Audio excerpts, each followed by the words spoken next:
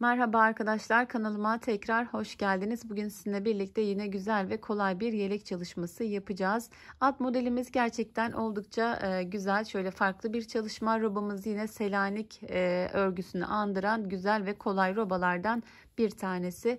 Ben yeleğimi 2 yaş için çalıştım arkadaşlar. 2-3 yaş olarak düşünebilirsiniz ama sizin yapacağınız ipin kalınlığına göre mutlaka boyutu değişecektir. Kartopu Baby One ile örmüştüm bu sarı rengime. Renk kodu 331, yanlış hatırlamıyorsam arkadaşlar, yapmak isterseniz yine aynı marka bir ipte 699 renk kodlu böyle açık pembe, yani pudra pembesi gibi bir renkte yeleğimizi öreceğiz. Yeleğimize 80 ilmek başlayacağız arkadaşlar. 3 kademede artırma yapacağız. İlik aralıklarımız 16 sırada 16 sırada açtığımızda bakın yaka düşürme uygulamadığımız için biraz yüksekte kalıyor. Sizler yine 15 sırada açabilir ya da 14 sırada da açarak ilik aralıklarını daha sıklaştırıp düğme iliğini 6 iliğe kadar çıkarabilirsiniz. Ama dediğim gibi 16 sırada açtığımızda bu şekilde geliyor ve çok da rahatsız etmiyor.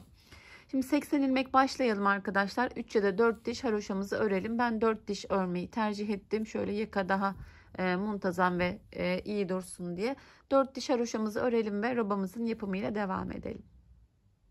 Evet, hızlıca yelekle ilgili bilgileri verdikten sonra ben hemen örgümü başladım. 4 diş haroşamı ördüm arkadaşlar. Robamız oldukça kolay robalardan bir tanesi.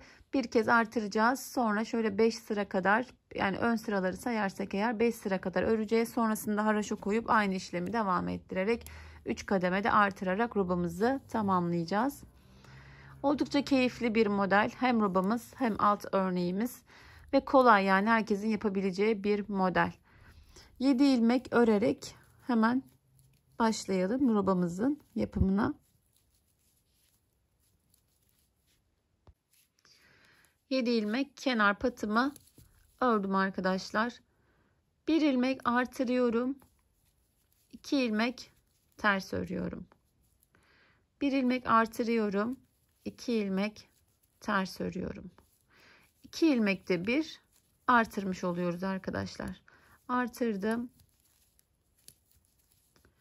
Artırıyorum. 2 ters örüyorum. Sıra sonuna kadar bu şekilde artıracağız.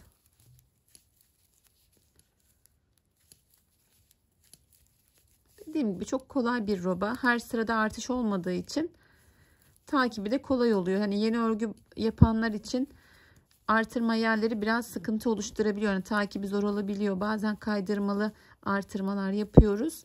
Bu robaları kolaylıkla tercih edebilirsiniz. Bakın artırıyorum. 2 ilmek düz örüyorum. Artırıyorum. 2 ilmek düz örüyorum. 7 ilmek kalana kadar bu işlemi devam ettiriyoruz. Kolay olduğu için hani çok detaylı ya da yavaş anlatmaya gerek olduğunu düşünmüyorum. Robamızın ön yüzündeyiz. 4 sıra haroşamızı ördük. İliğimi henüz açmadım arkadaşlar. 4 sırada da açabilirsiniz hemen. Yani şurada açabilirdik. Ama ben göstermek istedim sizlere. 5. sıramda iliğimi de açacağım. İlk iliğimiz, bazen ben söylemeyi unutuyorum, yani açmış oluyorum. İlk iliği söylemediniz diye de çok yorum geliyor. İlk iliği, yani daha önce yelek ördüysek zaten biliyoruz. Hemen yaka haroşasından sonra ilk iliğimiz açılır arkadaşlar. Sonrasında 2 yaş için 16 ya da 15 ilmek, bazen modele göre değişebiliyor. 16-15 arasında açıyoruz. 1 yaş yaparsak eğer de 14 sırada açtığımızda ilik aralıkları denk geliyor. Yeni doğanda 12-13 olarak düşünebilirsiniz. Yine dediğim gibi bazı modeller çok topluyor, boyuna topluyor. O zaman hani 12 değil 13, 15 değil 16 şeklinde değiştirebiliyoruz. 2, 4, 6, 7. 7 patım kaldı ama bir kez daha artırıyorum. Başında artırarak başlamıştım. Sonunda artırarak bitiriyorum. Artırdım. 7 kenar patımı haroşa örgü olarak örüyorum. Geri dönüyoruz. Burada iliğimizi açalım hemen. Ben arkada açmayı tercih ediyorum. Haroşamı ters ördüğüm için bu şekilde daha güzel ve daha kullanışlı bir ilik oluyor arkadaşlar. 4 ilmek örüyorum. Artırıyorum. İkisini birlikte örerek ilk iliğimi açıyorum. İp ne kadar gittiğini de söyleyeyim arkadaşlar. 2 ipe yakın bir ip gidiyor. Yani 1,5 yumaktan fazla, 2 yumaktan az olarak düşünebilirsiniz. Artırdığım ilmeğime geldim arkadaşlar. Artırdığımız ilmekler arkada ters örmüştük. 2 ilmeğimiz vardı. Bunlar düz. Artırdığım ilmeği ters örüyorum. Diğer 2 ilmeği düz. Yani arka sıramızı da bir ters, 2 düz olarak düşünebilirsiniz. Bakın, bir ters, 2 ilmek düz. Bir ilmek ters örüyorum. 2 ilmek düz örüyorum. Bir ilmek ters, 2 düz.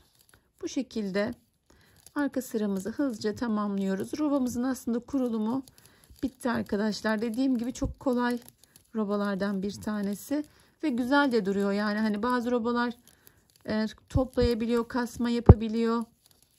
Yaka düşürme uygulamadığımız bir roba. Hani bunda uygulamak mümkün olmuyor. Ama kalıp gibi duran, böyle tok duran robalardan bir tanesi. Hırkalara da çok güzel yakışıyor. Yani hırka yaptığınızda da ağırlığını koyuyor örgünüze. Yani altına her modeli uygulayabilirsiniz. Fare dişi, bonbon. Yine sayfamızda, Instagram sayfamızda uyguladığımız farklı modellerin de bitmiş halini görebilirsiniz. Devam ediyorum ben. Bir ters. Robamın anlatımı çok uzun olmadığı için şöyle sıra sonuna kadar öreceğim. Kesinti yapmadan. Sonrasında ben robamı ilerleteceğim. Aklınızda soru işareti kalmayacak şekilde anlatacağım arkadaşlar, ara ara.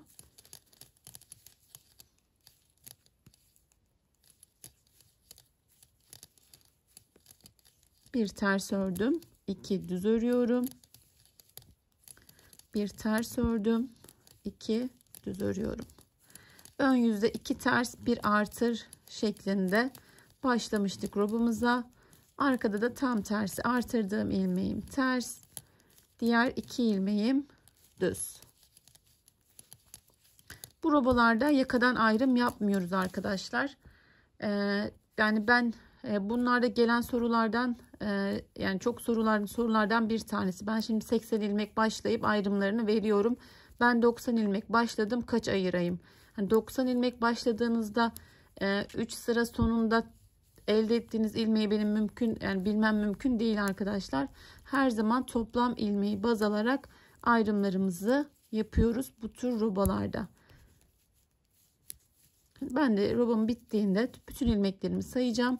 Ona göre ayıracağım. 82 bile başlasanız çok farklı ilmek sayıları çıkıyor arkadaşlar. O yüzden bunu hani arkadan arkaya 90 ilmek başlarsak şu şekilde ayrım yaparsınız diye tahmin etmek kolay değil. Bence hani video izliyorsanız mutlaka videoda verilen sayılarla kolaylıkla uygulayın. Yani farklı sayılarda başlayıp yani bazen cevap da veremeyebiliyoruz, görmeyebiliyoruz yazdıklarınızı. Boşuna beklemeyin. Videoda verilen sayılarla rahatlıkla uygulayabilirsiniz. Evet, bakın robamız hazırlandı. Yani kurulumu tamamlandı. Şimdi robamızın ikinci sırası gibi düşünebiliriz. 4 dişten sonra. Bu sırada başladığımızda gidişatı daha net anlayacaksınız arkadaşlar. 7 ilmek örüyorum yine. Kenar patımı ben haroşamı ters örüyorum. Tekrar hatırlatayım. Bakın, artırdığım ilmeklerim ön yüzde düz, aradaki 2 ilmeğim ters. Yani robamız artırdıktan sonra ön yüzde 2 ters 1 düz, arka yüzde 2 düz 1 ters şeklinde. Bakın, 2 ilmek tersim vardı. Bir artırmıştım ön yüzde. 2 ilmek ters, artırdığım ilmeğimi düz. 2 ters, 1 düz. Zaten hani şöyle bakıldığında ilmeklerin düz ve ters olduğu belli oluyor arkadaşlar. Bakın, 2 ters bir düz, 2 ters bir düz şeklinde öreceğiz. Arka sıraya geldiğimizde yine gördüğünüz gibi tam tersi, bakın 2 düz bir ters arkadaşlar. Bu şekilde robamızın ilk kademesini tamamlayalım. Şöyle artırdığım sıra ile birlikte iliğimi açarak daha net göstereyim. Artırdığımız sırayla birlikte toplam 5 sıra öreceğiz. Bakın 4 sıra bizim yaka haroşamız. 1, 2, 3, 4, 5. 5 diş olana kadar bu şekilde örmeye devam edelim. Şöyle arka görüntüsünü de göstereyim. Bakın arkası tam ters, yani 2 düz bir ters şeklinde ilerleyecek. Burayı yaptıktan sonra arkadaşlar şimdi bakın ikinci sıramızı örüyoruz.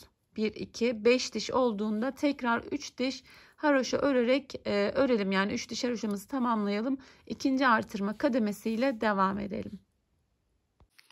Evet arkadaşlar, robamın bir kademesini tamamladım. 3 kademeden oluşan bir robaydı.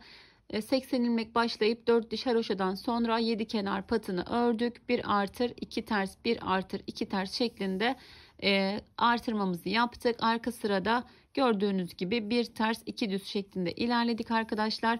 Artırmadan sonra 4 sıra daha ördük. Toplamda bakın yaka haroşasından sonra 1 2 3 4 5 diş. Sonrasında 3 diş araya haroşamızı ekliyoruz. Şimdi aynı şekilde yine artıracağız. Yine 5 sıra öreceğiz. Sonrasında 3 diş haroşa, sonrasında bir kademe daha artıracağız. Aynı şekilde artırarak toplamda 3 kademe ile robamızı tamamlayacağız arkadaşlar. Tamamladıktan sonra toplam sayımıza göre ayrım yapacağız. Oraya kadar örelim ve sonrasında ayrımımızla devam edelim. Evet, robamızı tamamladık. Aynı şekilde 3 kademe artırma yapacağımızı söylemiştim. Ben artırmalarımı yaptım. 3 diş haroşamı da ördüm arkadaşlar. Şöyle arka sıramı tamamlamadım. Yani 3. sıranın ilk sırasını ördüm. Arka sırada ayrımlarımızı yapacağız. Şu an şişimizde 240 ilmeğimiz var. 37 önler, 66 arka, 50 ilmek kollara verdim. Bu şekilde ayrımlarımı yaptım. 240 ilmek değil de daha fazla ya da eksik çıkarsa bunları kollarda ayarlayın arkadaşlar. Kolları daha fazla ya da daha eksik yaparak ilmek sayınızı ayarlayabilirsiniz. Modeli kurmamız için de bizim 160 ilmeğe ihtiyacımız var toplam. Bakın oldukça geniş bir yelek. Bunun sebebini de söyleyeyim. Şimdi bir model çıkarmamız için bizim toplamda 24, yani şu iki modeli çıkarmamız gerekiyor. O zaman çok küçük oluyor. Önleri de bir model çıkarabiliriz diye düşünebilirsiniz. Önleri bir model çıkardığımızda da bakın aynı modeller yan yana geliyor arkadaşlar. Bu şekilde yaptığımızda bakın modellerin devamı bu şekilde tam ayarlanmış oluyor. Onun için 160 ilmeğe ihtiyacımız var. Ama yeleğimizin eni bu şekilde gerçekten oldukça kullanışlı oldu. Yani biraz toplu bir bebek de giyecek olsa eni oldukça rahat ve kullanışlı bir yelek oldu. Bunu bir yaş belki uygulayamayız ama 22 ilmek çıkartarak böyle 6 aylık gibi de ayarlayabilirsiniz. Şimdi ayrımlarımıza geçelim. 10'ar ilmeğimizi kol altında artıralım. Modelimin kurulumuyla devam edelim. Model de oldukça kolay arkadaşlar. Çok fazla anlatmaya gerek olduğunu da sanmıyorum. Şöyle bir modeli anlattığımda ikincisi zaten devam ediyor. Sonrasında kaydırmaya geçtiğimizde yine ufak bir anlatım yaparım sizlere. Rahatlıkla sizlerle devam edebilirsiniz. Her zaman yaptığım gibi bir kesim yapacağım. Kanalımı takip ediyorsanız eğer. Şöyle öncelikle haroşamın arka sırasını tamamlarken öndeki 37 ilmeğimi ve koldaki 50 ilmeğimi örüyorum. Siz de böyle işaretlerseniz ayrımlarınızı kolaylıkla yapabilirsiniz arkadaşlar. Hani bunlardan temin edemeyebilirsiniz ama küçük çengelli iğne ya da renkli bir ip oraya bağlayarak ayrımlarınızı yapın. Kesme işleminde gerçekten büyük kolaylık sağlıyor. Şöyle ben çok uzatmadan hemen 37 ilmeğimi ve koldaki 50 ilmeğimi örüp geliyorum. Evet, şöyle bir ilmeğim kaldı. Kolumdaki 50 ilmekten tamamladım. Geri dönüp burada kesme işlemi yapıyorum hemen. Kol kesimini hep söylüyorum arkadaşlar. Özellikle çok sıkı kesmemeye özen gösterelim ki kol ağzı daralmasın. Rahat bir kesimle koldaki 50 ilmeğimi kesiyorum. Sayma gereği duymuyorum. Sizler dediğim gibi işaretleyici kullanmıyorsanız eğer 50 ilmeği kesiyorsunuz kolda. Ben şurada yeşil ayracıma kadar kesmeye devam ediyorum.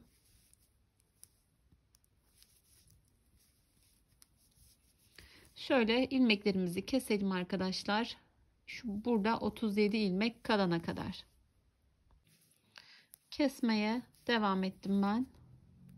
Şöyle 2 ilmeğim kaldı. Bakın kesmem gereken. Öncelikle birini kesiyorum.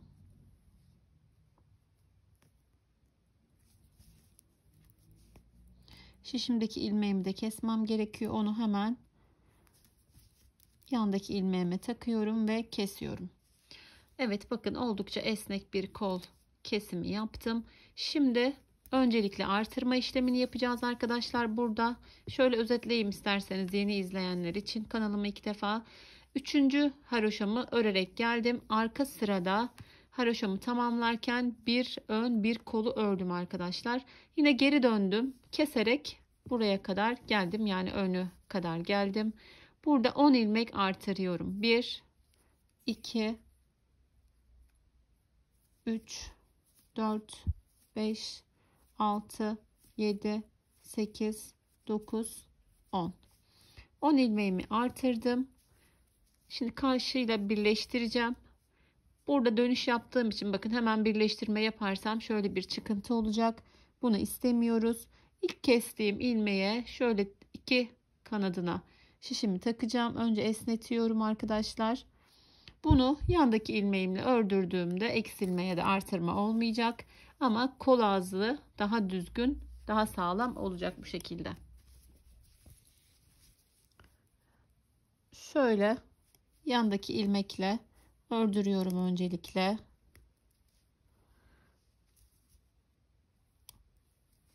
Şöyle biraz sıkıştırıyorum. 2 ilmek daha ilave ediyorum örgüme. Tekrar geri dönüyoruz arkadaşlar. İlk dönüşümüzde kesme yapmıştık. Zeminimizde örgüyü hazırlıyoruz. Bu şekilde artırdığımız ilmekleri örüyoruz. Ters olarak örüyorum. Burada arkada da ters öreceğim.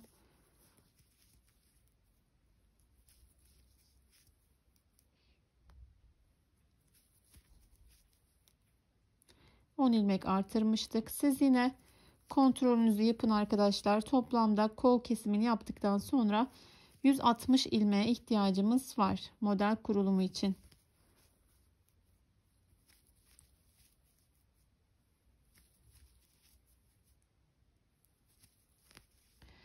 Artırdığım ilmeklerimi de ördüm. Bakın böyle burada bir uzama meydana geliyor arkadaşlar. Burayı normal örersek eğer kol altı yine kötü görünüyor. Şöyle geliştirdiğim bir teknikle yine bakın. Düz örecekseniz bu şekilde, ters örüyorsanız eğer bu şekilde atıyorum. Yine ikisini birlikte ördürüyorum. Yani şurada ilmek uzaması meydana gelmiyor arkadaşlar bu şekilde yaptığımızda. Tekrar geri dönüyoruz. Bir kolda kesme ve artırma işlemimiz tamamlandı. Gördüğünüz gibi devam edeceğim. Diğer kolu da aynı şekilde keseceğiz. Ben orada ilerleyeceğim arkadaşlar. Şöyle bir geçişimizi yapalım. Artırdığımız ilmeğimizi bir sıra ördürmüştük. Geri döndük. İkinci sırasında örüyoruz. Bir sırada hem kestik hem artırdık. Hem artırdığımız sırayı 2 kez örmüş olduk. Kol altı da hemen model kurmaya hazır hale geldi arkadaşlar. Şöyle gösterebilirim tekrar. Diğer kolumuzda yine aynı şekilde arkaya örüyoruz. Geliyoruz. Burada sarı ayracıma kadar, yani ön kısmı örmüyoruz. Geri dönüyoruz. Burada kesme işlemini yapıyoruz. Tekrar geri dönüyoruz. 10 ilmek artırıyoruz ve burada aynı şekilde birleştirme işlemini yapıyoruz. Birleştirdikten sonra artırdığımız ilmekleri örüyoruz. Geri dönüyoruz. İlmeklerin tamamını örerek satır başına kadar geliyoruz. Dediğim gibi aynı şekilde diğer kolu da hazırlayalım ve devam edelim. Evet, her iki kolumuzu da artırdık ve kestik arkadaşlar. Şimdi modelimizin kurulumuyla devam ediyoruz. Şöyle yeleğimizi de örgü yönüne çevirirsek daha rahat takibini yaparız diye düşünüyorum.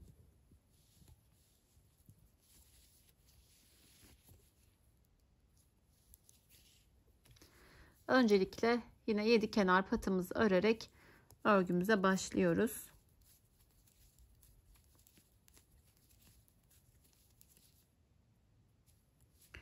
Buralarda bir kenar ilmeğimiz var arkadaşlar. Çünkü şurada haroşa olduğu için kenar haroşasıyla şöyle görebilirsiniz daha net birleşsin istemedim. Şöyle bir ilmek düzümüzü örüyoruz. 2 4 6 7 bir ilmek düz. Bu bizim örneğimize dahil bir ilmek değil.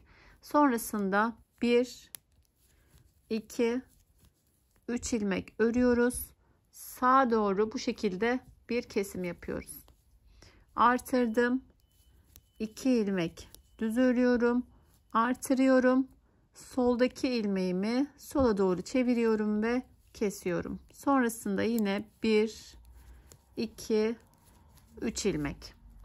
Bakın kenar ilmeğimden sonra 2 4 6 8 10 12 ilmeğim var model için. Aynı şekilde 12 ilmekte ters örüyoruz. 2 3 4 5 6 7 8 9 10 11 12. Bir modelimiz tamamlandı. Yani dediğim gibi bir modelimiz toplam 24 ilmek arkadaşlar. Şöyle özetleyelim isterseniz. 7 kenar patımızı örüyoruz. Bir kenar ilmeğimiz var. 3 düz örüyoruz. Bir sağa doğru kesiyoruz. Bir artırıyoruz. 2 ilmek düz. Bir artır. İlmeği çevir. Sola doğru kes. 3 ilmek düz. Sonrasında 12 ilmek tersimi ördüm. Tekrar modelle devam ediyorum. Ajurlu bölümle. 1 2 3 ilmek örüyorum. Sağa doğru kesiyorum. Artırıyorum. 1 2 ilmek düz. Artırıyorum. İlmeğimi çeviriyorum. Sola doğru kesiyorum. Sonrasında yine 1 2 3 ilmeğim düz. Ters örüyorum. 12 ilmek. 1 2 3 4 5 6 7 8 9 10 11 12. Yine devam ediyorum. Ajurlu bölüme geldim. Öncelikle 3 ilmek düz örüyorum. 3 ilmek düzümü ördüm. Sağa doğru kestim. Bir artırdım. 1 2 ilmek düz ördüm. Artırıyorum. İlmeğimi çevirdim. Sola doğru kestim. 1 2 3 12 ilmek ters örüyoruz. 2 3 4 5 6 7 8 9 10 11 12. Tekrar ajurlu kutucuğa geldik. 1 2 3 ilmek düz ördüm.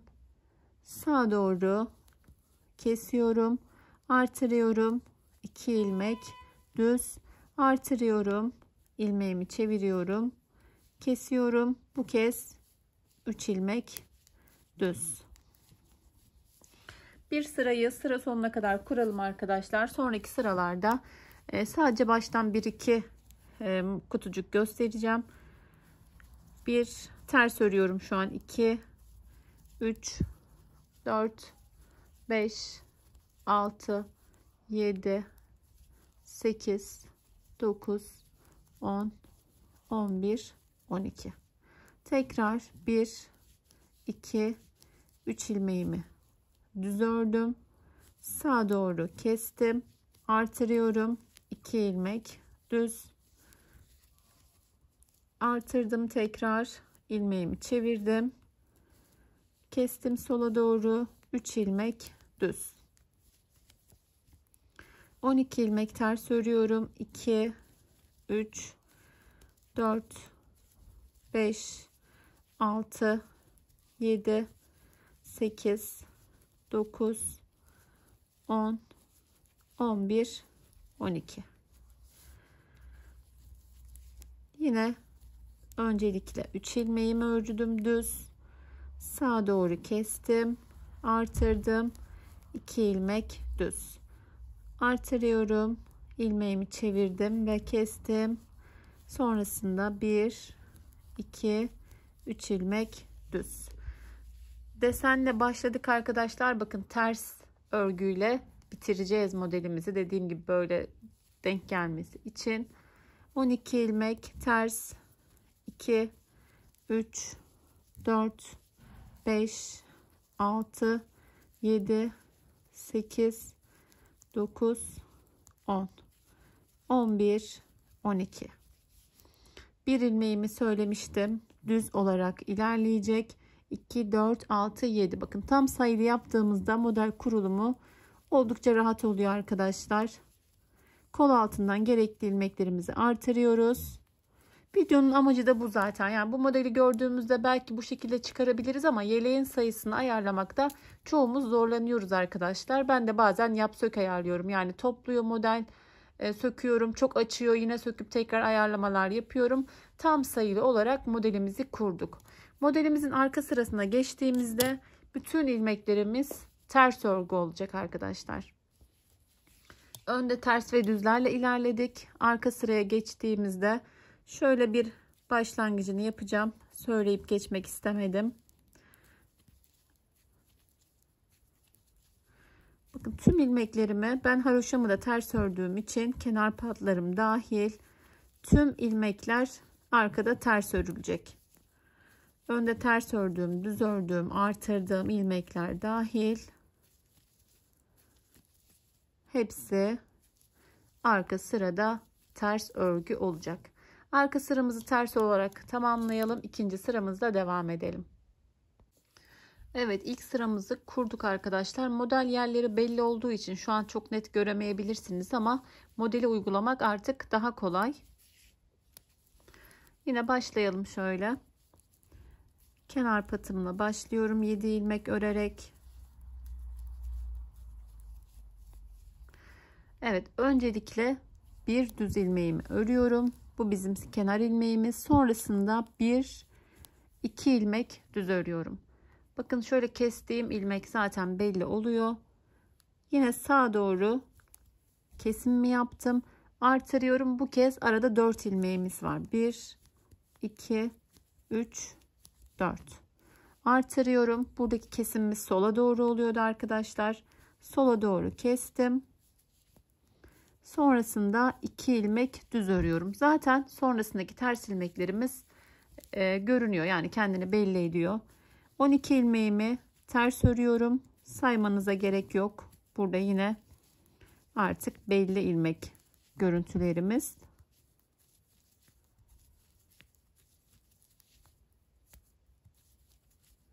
Bakın şöyle düz ve ters ilmeğimizi görebiliyoruz. Ördük 12 ilmeğimizi. Yine aynı şekilde öncelikle 2 ilmeğimi düz örüyorum. Sonrasında yine şöyle görebiliyoruz kestiğimiz ilmeğimizi. Sağa doğru kestim. Artırıyorum. 1 2 3 4. 4 ilmek ördüm. İlmeğimi çevirdim ve sola doğru kestim. Sonrasında 2 ilmek düz örüyorum. Ters ilmeklerime geçtim. 12 ilmek olarak ters ilmeklerimi de örüyorum. Son kez ajurlu bölümü göstereceğim arkadaşlar.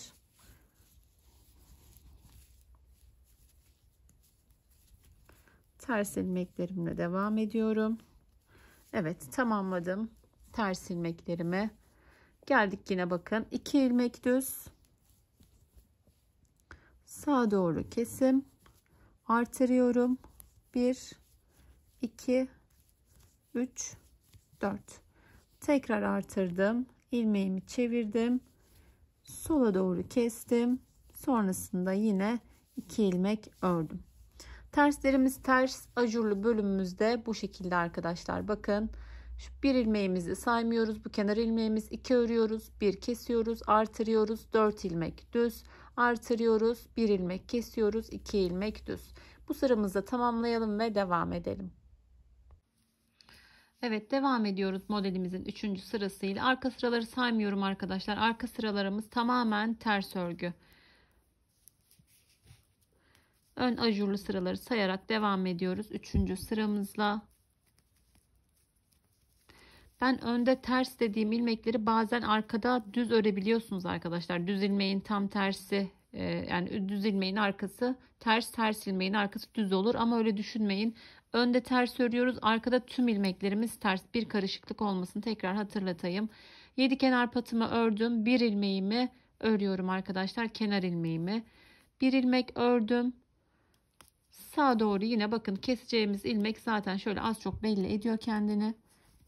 Sağa doğru kestim. Artırıyorum. Bu kez 2 ilmeğimiz vardı başlangıçta. 6 ilmek düzümüz var. 6 ilmeğimizi örüyoruz. Artırıyorum. İlmeğimi çevirdim. Sola doğru kestim. 1 ilmek düz. Devam ediyorum. 12 ilmek tersim vardı.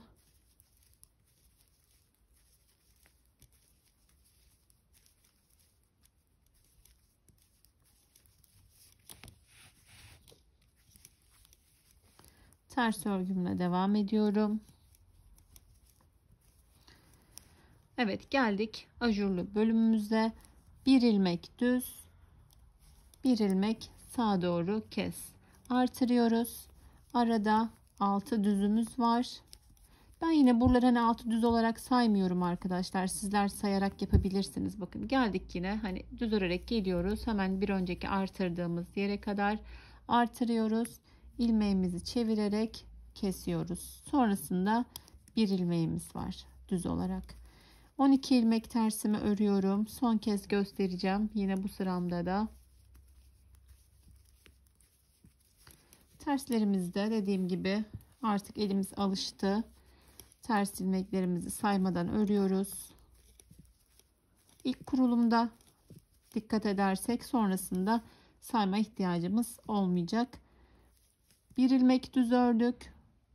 Bir ilmek sağa doğru kestik. Artırdım.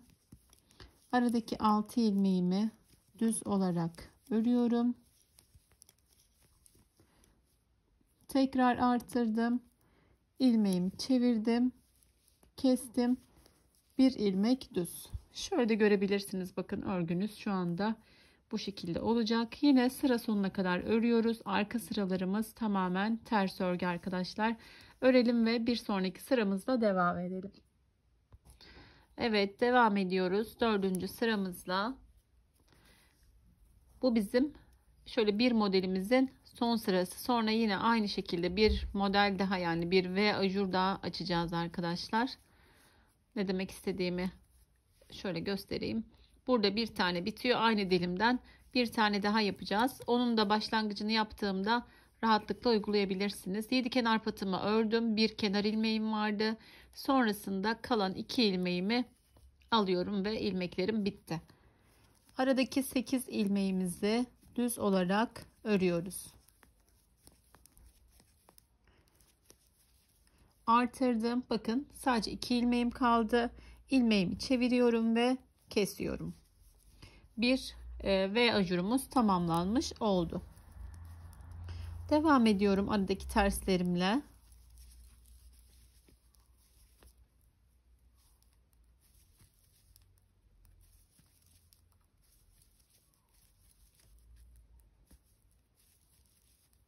Ters ilmeklerimi ördüm. Son kez göstereceğim yine burayı. Çok fazla uzatmaya gerek yok. Bakın düz 2 ilmeğimiz kaldı. Öncelikle sağa doğru kesiyoruz. Artırdım. Düz örerek ilerliyorum. 8 ilmeğimi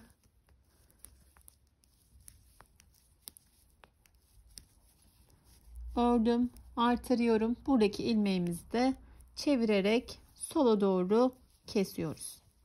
Evet arkadaşlar, bu sıramızda bu şekilde oldukça kolay. Sıramızı tamamlayalım. Arka sıramızı ters örelim ve devam edelim. Evet arkadaşlar, bir döngüyü tamamlayacağımızı söylemiştim. Bakın 4 ajurdan oluşuyor bir bölüm. Aslında bundan sonrası videonun başına alarak da yapabilirsiniz. Ama şöyle birlikte bir başlangıç yapalım yine. Sonrasında ben bu kareyi tamamlayana kadar örmeye devam edeceğim. Anlatımımı ilerleteceğim.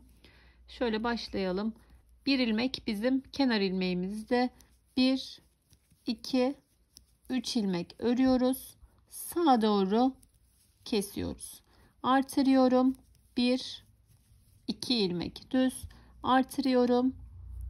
sola doğru ilmeğimi çevirdim ve kestim. Sonrasında 1, 2, 3 ilmeğimi ördüm. Şöyle görebilirsiniz. Aynı buradaki, yani şurada sıfırdan başladığımız yere geldik. Aradaki terslerimi örüyorum.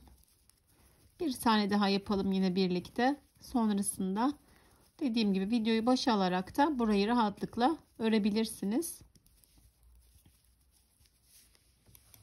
Önemli olan birçok modelde sayıları ayarlamak arkadaşlar. Yine geldik. 1, 2, 3 ilmeğimi ördüm. Sağa doğru kestim. Şöyle kontrolünü de yapabilirsiniz. Bakın bu 2 ilmek aradaydı. Yine aynı yere geliyor. Artırdım. 2 ilmek düz ördüm. Artırıyorum. İlmeğimi çevirdim ve sola doğru kestim. Sonrasında 1, 2, 3 ilmek düz ördüm. Aradaki terslerimi öreceğim ve bu şekilde ilerleyeceğim arkadaşlar. Ajurumuz yine sona doğru bitecek aynı şekilde dediğim gibi. Burayı tamamlayalım. İlk sırasını ördük. 3 sıra daha örelim. Kareyi tamamlayalım ve devam edelim. Evet arkadaşlar, aslında modelimiz tam olarak ortaya çıktı. Bundan sonrasında birçoğumuz rahatlıkla devam edebiliriz. Ama ben dediğim gibi şöyle yeni bir modele geçelim birlikte. Yani modellerin yerleri değişecek sadece. Şöyle bir başlangıcını yapalım. Ben videomu sonlandıracağım. Yine takıldığınız, anlamadığınız yerler olduğunda mutlaka Instagram sayfasından yazabilirsiniz. Oradan görsel de paylaşmanız mümkün oluyor arkadaşlar. Yaptığınız örgünün takıldığınız bölümünü attığınızda daha kolay yardımcı olabilirim sizlere. Şöyle görüntümü biraz daha yaklaştıracağım. 7 kenar patımı ördüm. Bir ilmeğimiz dediğim gibi bizim sadece düz gidecek ilmeğimiz, modele dahil değil. Şimdi buradaki düz görünümlü, yani ajurlu olan bölümü ters öreceğim. Tüm ilmekleri, yani toplamda 12 ilmek zaten, ama artık dediğim gibi sayma ihtiyacımız yok. Şekillerden takip edebiliyoruz. 12 ilmeğimi ördüm. Şimdi burada ters ördüğümüz bölüme bu ajurlu kısmı getireceğiz. 1, 2, 3. Zaten burayı artık biliyoruz. 3 ilmek örüyoruz. Sağa doğru kesiyorum. Artırdım. 1, 2 ilmek düz. Artırıyorum. Sola doğru çevirdim. Kestim.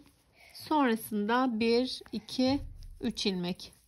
Aynı başlangıçta ve ikinci modelde yaptığımız gibi arkadaşlar. Sadece tersin üzerine geçtik artık. Ters yönüne aldım ilmeğimi. Burada ajurlu yaptığımız bölümü ters örüyoruz.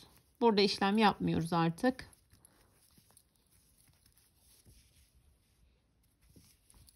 ...12 ilmek olarak buradaki tüm ilmekleri ters örüyorum.